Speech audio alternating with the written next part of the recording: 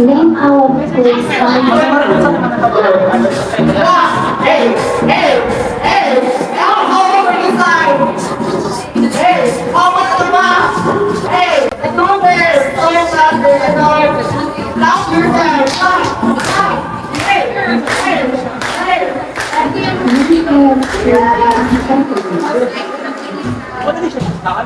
all right. Okay, so welcome once again to the very title here. P is for everybody. We're taking inclusion in physical and Charge family. okay, so let me ask you something as well. Have you ever felt that physical education was not for you? Yes, maybe you were the first brother, maybe you were like to speak in your team, or maybe you felt embarrassed because you felt that your thought that your body is not good enough. Yes or no? Yes. Okay, so if you felt that way, you are not alone. The truth is, many students do not hate physical education. Do you agree? Yes. Yes. They just felt like physical education does not welcome them. When I was in a first year college undergraduate, I remember a moment. Maybe not exactly the same as yours, but something that I will never forget. Yes, everyone else was playing, laughing, running, and that student that I saw, she stayed quiet.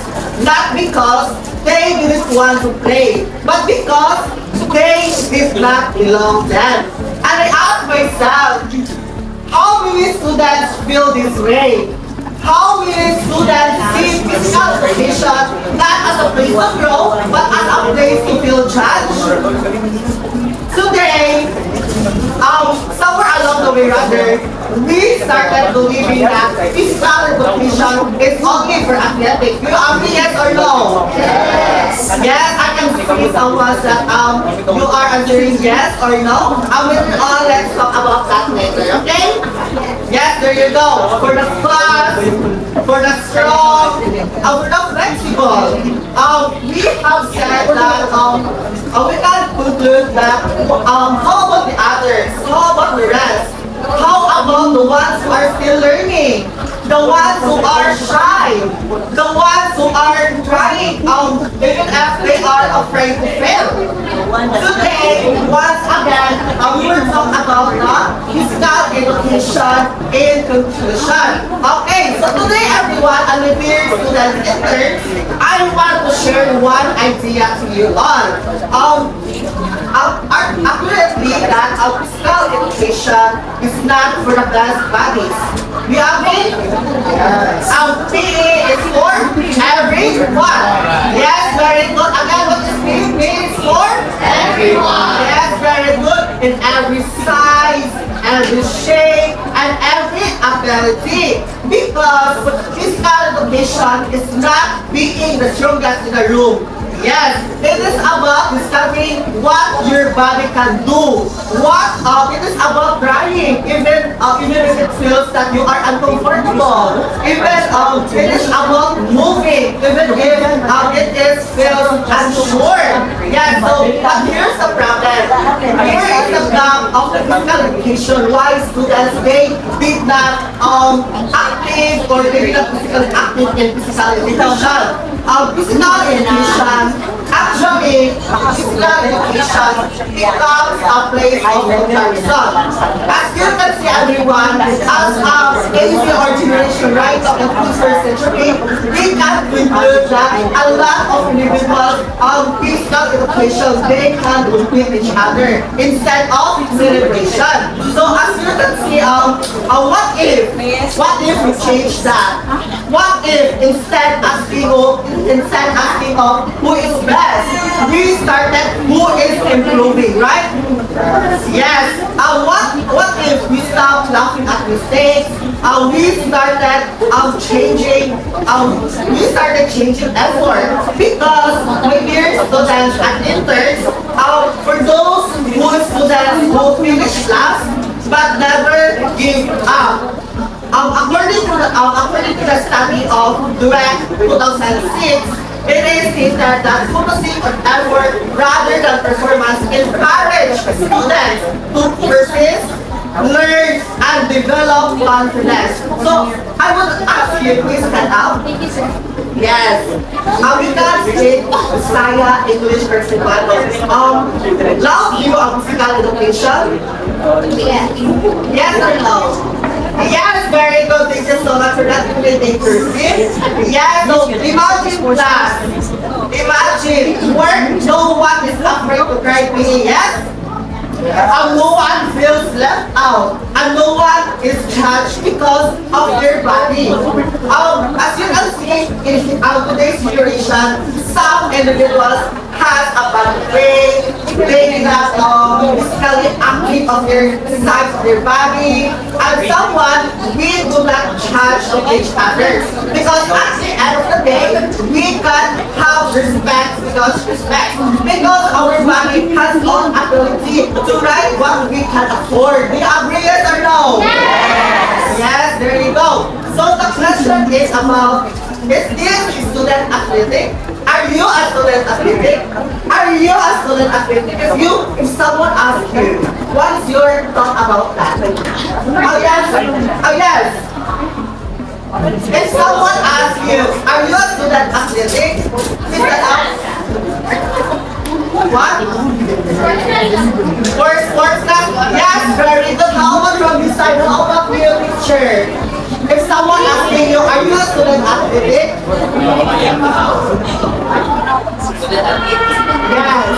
I am last but during my senior high school days, I can say that I am not good in physical education, but I always do my best to participate And I also encourage myself to improve because I know that physical education is not only for those sports students or athletic students, and I know for myself that I can also excel even though I am not an athletic person. Yes, very good. I was asking about physical expenditure. Everyone, let us remind that we do not have to be perfect because I believe in the saying of that we were born to feel that to be what? Perfect, okay? Yes, there you go. And so all future teachers here, to Miss Boong, to the students, interns, students, and also for everyone, let us create spaces where students feel seen, they have the valued and respected. Because when they are feel that they are belonged, at the end of the day, PE is not about the winning games. It is about building people.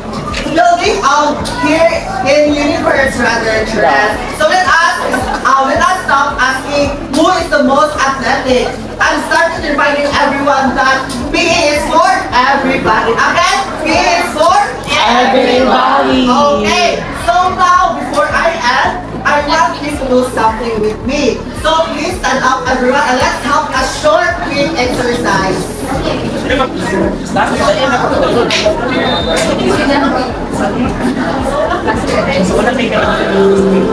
Okay.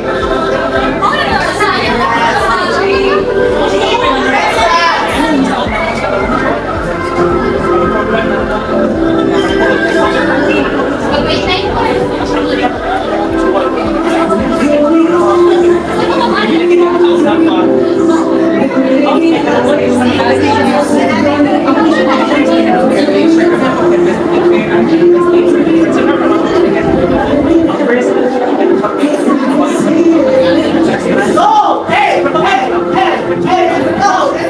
Hey! One more time!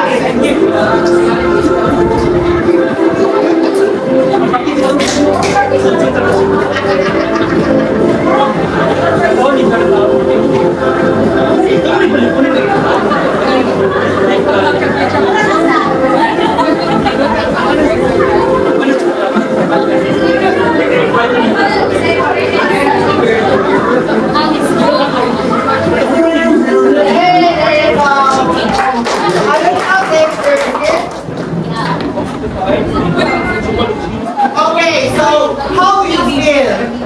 I'm just teacher. How do you feel, teacher? Yes, you feel energetic. How about you? How you feel? Let's go for that. Energetic. How about from the Zastro? That teacher, the one who yes.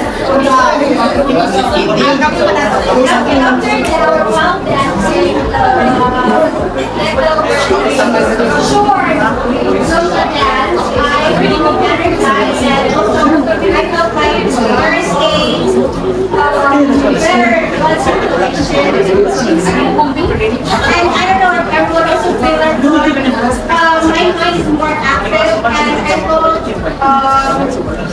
real. And also, yeah, it's fun and it's really nice to integrate it in our daily Yes, very good. Thank you so much for that. Everyone, that is the power of movement. It does not have to be perfect. It doesn't have to be intense. It just has to start.